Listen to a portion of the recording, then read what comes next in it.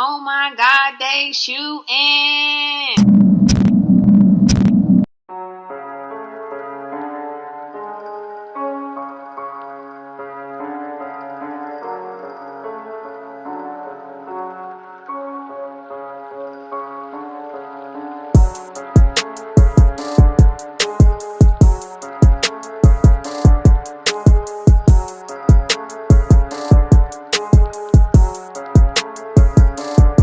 This is the Tater Barksdale podcast.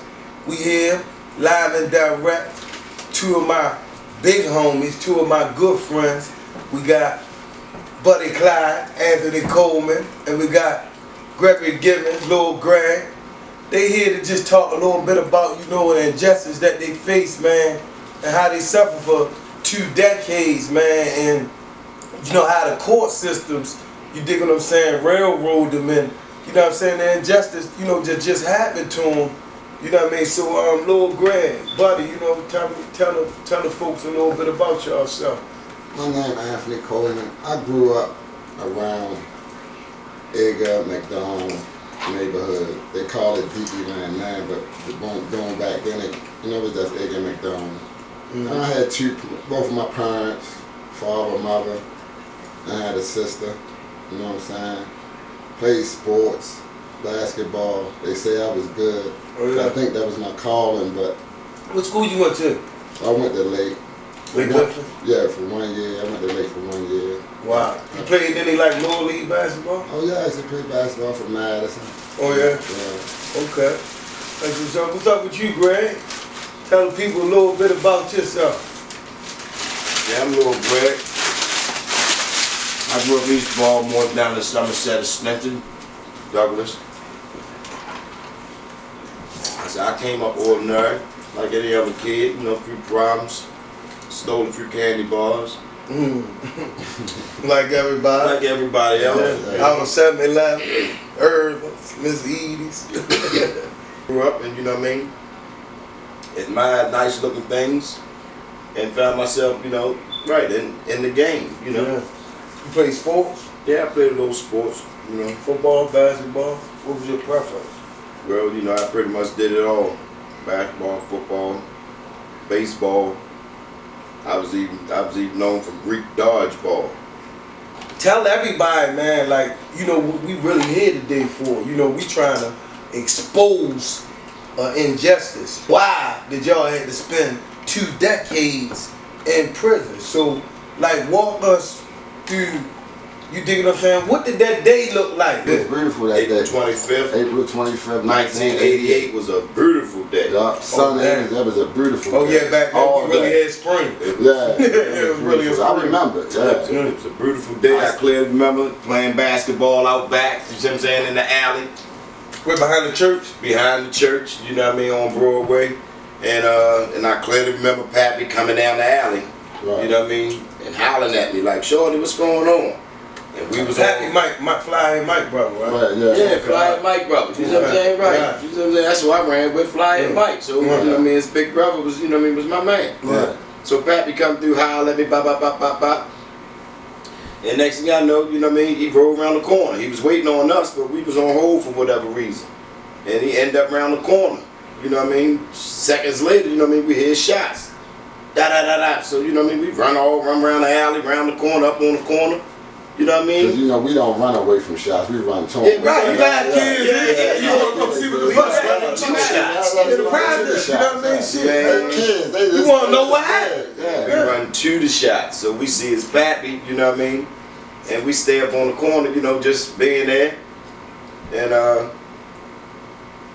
next thing you know, life goes on. Pappy was my man, but life goes on for me. You see what I'm saying? It's unrelated. Like it is now. It's unrelated to me. But it's unrelated to me. You see what I'm saying? So I continue on. The normal day. Normal day, man. Couple shots later, month and a half. 2 months later, I get locked up for unrelated charges. I get locked up for drugs. And next thing I know, homicide come visit me. Ask me about Pappy, so I'm like, they asked me about Pappy for. And then next thing I know, they charged me with Pappy. I'm thinking it's all a dream. They're like, oh, charge me with what? How you gonna charge me? So they charged me, you know what I mean? Next thing I know, it's real, you know what I mean? Next thing I know, buddy Clyde over to jail with me. So with me, So what happened with you? I come home one morning. Like I come home one morning. Did y'all get locked up the same day? Nah, Greg got locked up before me. Okay. I come home one morning. Next thing I know, police everywhere. In my backyard, first the phone rang. The phone rang and somebody hang up. And then next thing I know, police everywhere. Locks me up, take me down homicide, start asking me questions. I say, man, I ain't saying nothing to my lawyer present. Right. And they say, well, we'll see you in a year. Send me over city jail. No, send me over, Hold up, you say see you in a year. see me in the homicide, whatever. It was either Marvin Signal or Scott Keller. Right. They interviewed me. They was the homicide detectives. Said, see you in a year. They sent me to Eastern District. Because then we weren't going straight over to jail. We was going over Eastern District. Right. And then I still don't know what I'm locked up for. I'm in the cell all night. And then when I go see the commissioner, that's when I found out I was locked up for this. With no bail. And Greg, Greg case. I didn't even know what Greg was locked up for. I still thought Greg was down training school, locked up for the pills he got caught with in the crowd. So the whole time you don't even know y'all Greg be rapping. Yeah. That's what I'm saying. I'm in training school sitting, you know, I'm thinking I'm ready to go home. You know what I mean? When I go to court, you know what I mean, 30 days from training school. You know what I mean? It's a whole different story. So did they waive on you, like move you or something? Yeah, they had to waive me. You know what I mean? So it was after I did my little 40 days out training school, I went to court and they waived me. So they sent you over to jail. Sent me over to jail. T-sessions or one? No, the first one.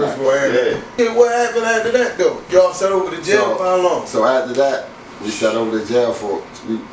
I got lasted like a year. Yeah, we went to trial that next April. So how long did it take before y'all was starting to figure out like getting motions to find out like who was witnesses, who was like telling and all that kind of stuff, lying on y'all and shit? They had them.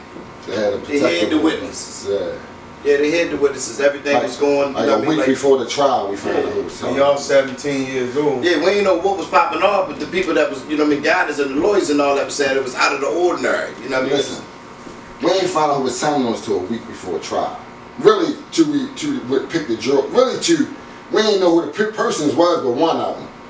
But one of the witnesses, Louis Jackson, he played me. Right, he played me when we was over to jail. He played everybody. Look, he was on the second floor annex when we was on the first floor annex. So he just pulled me up in the yard one day. I know he from around the way because he was a dope fan. I used to deal with him. He said, buddy, you and Greg ain't got to worry about nothing, man. You know, my mother got the paperwork. I was down homicide and snatch the paperwork from him and put it in my dip. And I swear to God, I believed him. And then I remember him leaving.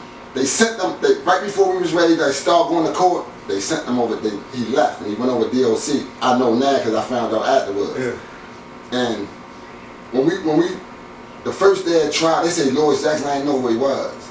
But when he went to testify, the first day, I seen his face, I said, this the same motherfucker. This the same motherfucker who walked me around the yard telling his mother had the paperwork and all that the whole time. He was scared, trying to fill me out to see that I know he was telling on me. Yeah. So he can call him like, get me now. But he said I was really waiting for him to get the paperwork from his mother. Yeah. And he wanted to wind up sending me to jail for the rest of my life. He played us. See what it was he manipulated everything. We were kids. We was kids. Yeah, of course. I mean, homicide had some serious charges. He had some serious charges. He had some serious attempts. He was charged with. He was a burglar. Right, yeah, so he was charged all down like in Annapolis with some house time, some nighttime burglaries, and one joint he was over. The serious one was he was over top of a little girl with like a forklift or something. You see what I'm saying? And listen, black and white. Right. Like all this happening in our trial. So they can all they gotta do is pull it up. Yeah. This happened in a trial. But what it was see, he was 33, so he just manipulated the whole situation. He sat there, he fabricated the story. You see what I'm saying? He went as far as to saying that him and a girl, Lisa, what was the girl name? Her name was Tanya. He said him and Tanya watched it. He said him and Tanya watched it. Right. They should do that with a lot of nigga say a name like Tanya. But then Tanya got killed in a house. In a house down the street about 30 days after that. Right. In a house on Broadway. So he was smart enough to even put Tanya with him. Trying to make it sound like you see what I'm saying? To say we was vicious. He said that we saw them, we looked at them, we eyed them, and him and Tanya was on the run. Yeah. And then, Tanya had really got killed. Tanya got killed. This how smart this motherfucker was. What the fuck? Yeah, they know. Hey, people around digging a Tanya from Eagle Street. He they manipulated found an old house in the 10th block of Broadway. Manipulated the case. Yeah. He manipulated the case. Yeah, he knew that. He knew Tanya got killed. And that's how he was said. So it was me and Tanya. We seen him do it. He said, you know these little niggas so vicious because Tanya did too. He killed Tanya. He said we turned around and seen him and Tanya eyed him. He said I eyed him. You see what I'm saying? And he said him and Tanya said, oh shit. And they got out of there. You see what I'm saying? That's what it was all about. He said we gotta get these niggas on. Look, he said no. But before Tanya got killed, he said we banged at him about 3-4 times. You see what I'm saying? He said one time he had to dive and grab a little girl. He said I know I was gonna die. Listen, he said somebody followed. I'm gonna keep standing up. No, okay, so it's crazy. We got the craziest case in the world. This nigga said. He went there. Listen, no, it's funny because we're making a joke out of it. But this shit, this shit really happened. But listen, he said after the murder happened, he went down there and all, he back out here. So he went the cop from Skeeter, and Skeeter told him meet me on Federal and Dallas and Federal. Now why was Skeeter telling him to meet him? Oh, we on Ashton and Broadway. So and listen, this is in the transcript.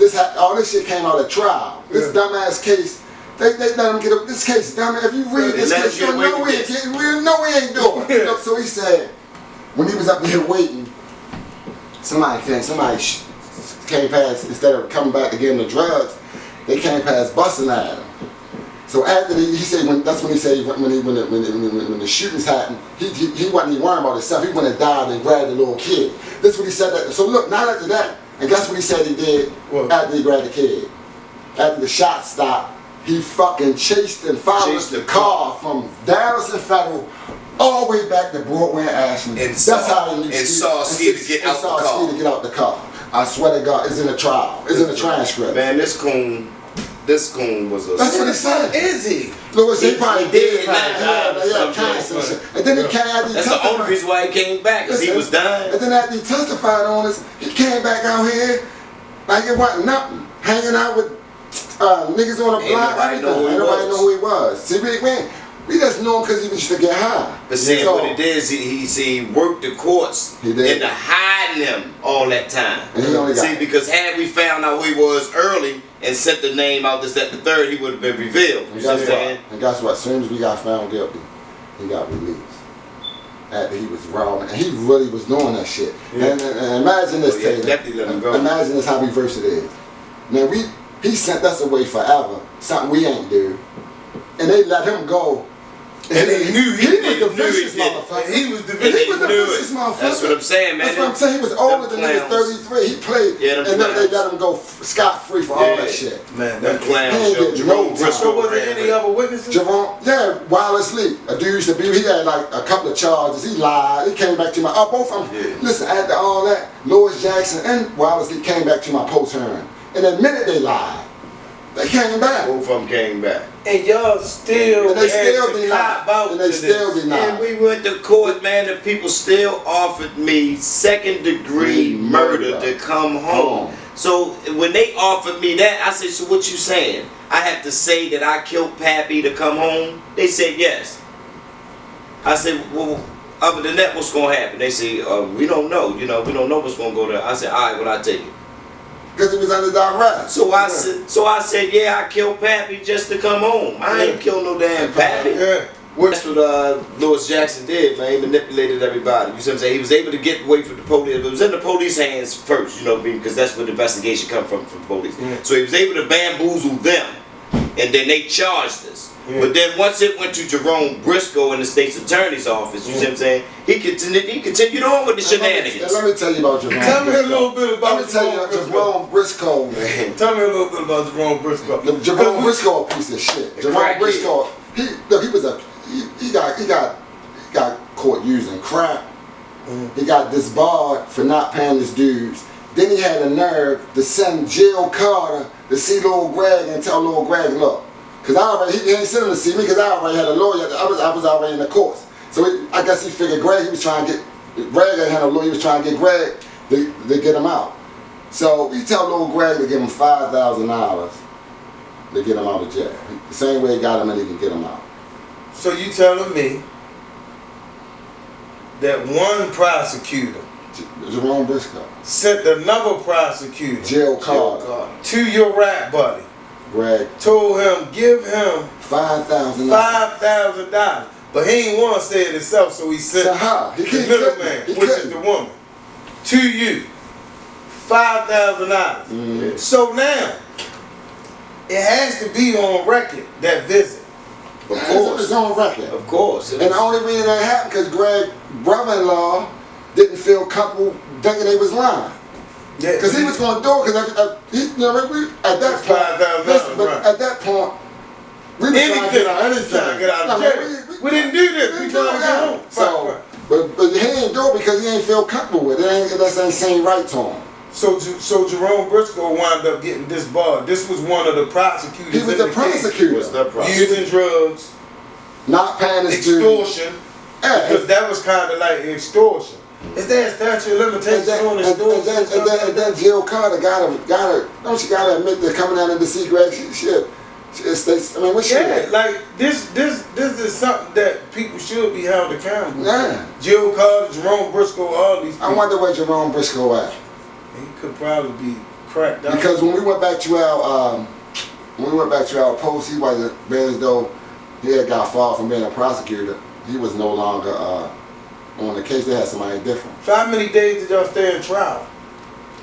We stayed in trial. Our first trial 5 days, from Monday to Friday. And then so you went to trial a couple of times. Trial, not post conviction. I'm I'm talking about trial. the initial trial. The initial trial. The initial trial. You went for 5 days. 5 days, and they found us guilty that Friday. And he was like, I remember me and you talking before. And He was like, listen, what the fuck? because they really found us guilty. And the clown, I'm tripping off the clown Alan Cohen. Oh, the lawyer. Who was that? That's the lawyer that represented me. This clown, I had 10 unbiased alibi witnesses. And this coon decided not to even interview one of them. All of them had to come. Not that he made the decision that we wasn't going to use them. He never even talked to them. And all of them came back to the post hearing. He never even talked to him. None of them. I'm talking from Keon to Munch, the Munch mother. You see what I'm saying? Everybody that knew I was right there in the alley playing basketball when the shots rang off. And it took to the post conviction for them to come to court to be revealed. They didn't even know about them at trial. His alibi, because he was right there with her at Munch house playing basketball. This man chooses to just make me remain silent. You see what I'm saying? So for him to tell me just to remain silent, that's ineffective, man. And then I also heard on the news recently that the new prosecutor, the active police commissioner, he was saying no longer is Baltimore that's locking people up by numbers. Right. The new police commissioner is definitely a good dude. Right. I met with him last week. And the first thing that he said, the only way you can cure the city is that the city government is going to have to work with small non-profit organizations that got their feet on the ground. I go in the cell right by them walking, say, look, you the best lawyer I ever had. But my people ain't got no $14,000 to give you. They already gave you enough. I say, man, forward all my shit to the public. That's how we got Peggy Lanier. That's who got us out. Yeah. So a whole public defender. Yeah. All of this. Because all she had to do when she got out case, I said, all you got, shit. That's how that happened. Yeah. Now I remember when he wanted that more. Byron is a claim. I remember when he wanted the that young lady. Yeah, the young Peggy. her name. Byron was a 14. She was a public defender. Peggy Lanier. Peggy Lanier. She got us out. You want to give her a hug? I gave her. I seen that Troy Miles. When I went to Troy Miles post eviction. Yeah. Her, she was there. She came in there and seen me. I hugged her and everything. She just sat in there. You told me about her. Yeah. I think you told me. Yeah, that's when we was hanging out, going like that. Yeah. Telling me about her. Yeah. Peggy Lanier. Yeah, man, that's some crazy stuff. But man, how? I mean, now you got how long you spent in prison, Greg? 17 and a half. And how long you spent in prison? I spent 19 in there. It make it so bad, you wind up giving the life back, but then had to do some more time. Yeah, What was that about? I had caught. I had a CO was fucking us up for real, sicking dubs on us and shit. So we jumped on one of them. So we had got, me and my man had got 3 years before we had caught out the 3 years. And so when they let Lil Greg, when they let us go from when they vacated the life sentence and made us plead guilty to time served, they said that's when my 3 years started. So I had to go back and Greg got out. Greg came home and I went back for 18 Let me ask you more months. another question, though. Now, with all that trauma and shit, all that shit you've been through, everything, how has that shit affected you in your life now, today? Oh my God, I can't get shit in my name. Like apartments, I done tried to get apartments. I done had millionaire owners of companies go with me to co-sign apartments. Soon as my social pop up, that's it. They don't let, man, I can't get nothing. Nothing. You hear me? I'm like, it's like, and all the jobs I get is through temp agencies. I can't fill no app right now to this day. I can't go fill no. They say fill an application out online. I can't do that. I can't go fill no application out online and don't put. If I don't, only way they look at it if I don't put my incarceration on there, my life sentence. Yeah. If I put that on there, because it not happening so many times. So if I fill an application out, I won't put it on there. I explain when I go for the interview. Right. But usually the jobs I get is through temp agencies. They already know I got a record and they find guys jobs with records. That's how I get jobs. You live in classrooms. That's how I get jobs. Other than that, I wouldn't even be able to work because they turn you away. You like a child molester for real. Murderer, no different. That's how they look at you. Right. Yeah, you gotta come to certain. So has it affect you? Like I know it affect you financially, but it ain't affect you any other kind of affect my financial? mother like my family. Like, did you have to pay any child support or anything like that? Yeah, like How much child support you had to pay? Man, I had like 14,000 like when I came. Like, and then you was locked up for nothing. Nothing. And then they made me pay everything. And you paid the 14,000 because my baby mother had got the 14,000 when I was in there, so they made me pay that back to the state. And you was locked up. I was locked up. So you paid 14,000 in child support. Your family wound up paying 38,000 to get me and out. Court fees. No, that's just for my post. A post and appeal. Yeah. Wound up paying about 10. But really, trial I paid for my own trial, so I ain't really. But it was still money spent. Yeah. You talking about probably a total of $70,000 that you came out your pocket with you and your family based on something you didn't even do. And I ain't gonna lie, yo. One thing I want to do is get that money back to my father. Like he don't want it. You dig what I'm saying? Like, but for some reason, I like to give him that money, at least that 35 of that money back, man. Show it up. Because I mean, if he wouldn't have did that shit, maybe Georgetown would have took the case. But man, it's hard to come up. Ain't nobody else gonna do it. So tell me a little bit more about that Georgetown story. They had looked into the case. Yeah, I was working with Georgetown while I was still on the life, while we were still rumbling. I was working with Georgetown University Innocent Project. You was just writing them. What you was just writing them letters and shit, trying. How you? Cause you I was networking, doing things like that, and I sent my case to Georgetown. And they accepted it. The Innocent Project accepted my case, and I was working with probably for like a year and some change prior to us getting the reversal. And they was highly interested in the case. You see what I'm saying? They told me that if everything, you see what I'm saying? At first they told me if everything I said, the initial letter, they said if everything I was saying was true, I ain't had no business in jail. And then, you said that shit again. But I got life in 50. So then as I sent them the paperwork, and they seen the exculpatory evidence and everything involved, you see what I'm saying? They said, What? You see what I'm saying? They see why first how y'all end up in jail, and then second, why is y'all still in jail? Still in You know what I'm jail. saying? So then that's when 2 everything decades came. later. So then that's when everything came through the hearing with Buddy case. You see what I'm saying? And the judge And, sent for Greg. In my case, they said, yeah. where Mr. Gibbons at? He sent for Greg. He He didn't have to do that. He said he ain't had to do that. It was Clyde case. You see what I'm saying? So the judge sit there and say, well, No, look, you had to let both of them they say, look. They say, y'all proving Mr. Gibbons is innocent to get Mr. Coleman out. Of course, bring Mr. Gibbons in there. You know what I'm saying? And then that's what happened. But Georgetown told me don't take no deals. That's what Georgetown University told me prior to going in. They say, Mr. Gibbons, they say, man, whatever you do, don't take no deals going in there. Right. So I was tough. You know, I told Georgetown, okay, how old was actually at this time, I'm 35. I'm 35. I came in when I was 17. Yeah. So I go, you know, we go to court. The first thing we do when we go in the courtroom is the state sit there and say, all right, they're offering, the public defender went and talked to the state, come back, the public defender say, all right, the state is offering immediate release, you see what I'm saying, for cap out of second degree murder. So all I heard was immediate release.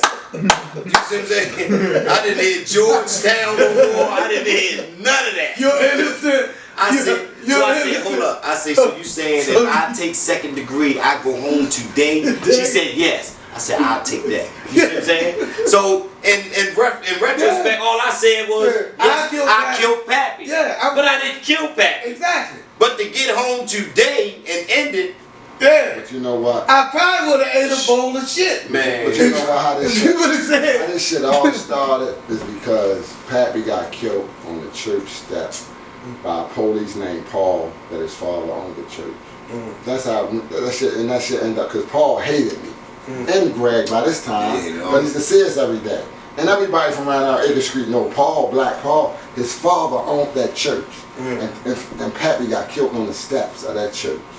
The East, it's called It stopped his money. The East Baltimore Landmark Churches. So I'm saying the case ain't so vicious, but we ain't there the wrong motherfucking perpetrators. Yeah. And they just let us out. If we was that vicious, we'd still be locked up. Yeah. And they done fucked our life up. We supposed to just come out here and that's safe. You know, that's 2 decades of your life, no compensation, no nothing. Nobody ain't even told you they were sorry for you. no compensation. Spending 20 years of your life in prison. Man, listen. Nobody really don't even care. They don't even care. So it's like they ain't never been locked up when you get out. Motherfucker don't care about you being locked up no motherfucking 19 years, man. So with this podcast, right? I want you to look right in that camera and tell the people what you want. What is it that you want with this case? Tell the people, what do you want? Who do you need to help? Mosby. Okay. That's what we just need. Merlin Mosby. I need Miss Merlin Mosby to take a close look at the case. Why? Because there was an injustice done, because the state's attorney's office knew that we should have been vindicated from the case. Period. We should not have had to cop out to second degree to come home. We were under duress, and we had to accept that just to come home. And it was, we need Mosby. I just want we Mosby need Merlin Mosby. The case speaks for itself. The case is done. Yes. If you read our case, like you look at the case, there's some dumbass shit in the case. Right. Like you get and I always knew, like the guy Louis Jackson, what he said. If you go from what he said when he first got locked up, when he first made the statement to the police, then he went to homicide, then he testified at trial. All this motherfucking, everything is different. And then that's why everything's different. Right. And even at trial they was catching him, but everything different. Back they didn't even care. Yeah. They ain't care, they just want a conviction, y'all. Right. They ain't give a fuck about man, our families and nothing, man. Right. They ain't care nothing about that. They needed somebody to go to jail. Right, y'all get shit, get life and 50 in the prison. police's church having a murder take place on the steps. Yeah, at my By the kids who sell drugs around the corner who are a nuisance. Yeah, That's it. Yeah. They was sad, man. That's So I all. hope like this podcast, man, was very interesting to everybody, man. I need everybody to focus in. I need people to tweet about it. I need people to comment about it. I need the people to even share this video. Share this video on your page, send it through Messenger, watch it on YouTube. It's going to be on all of our pages, and we want you to reach out to your closest prosecutor, Miss Merlin Mosby, or anybody from Like the Jack state's Young attorney. and all of them around Jack the way. Young, Ain't no his way to do that homeboy, shit, man. anybody. Man. Get someone to look into this case, man, and see if a justice can be done.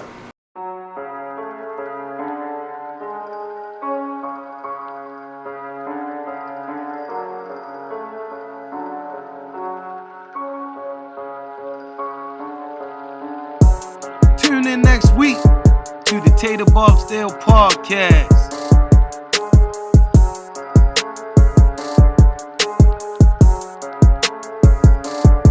Oh my God, they shooting.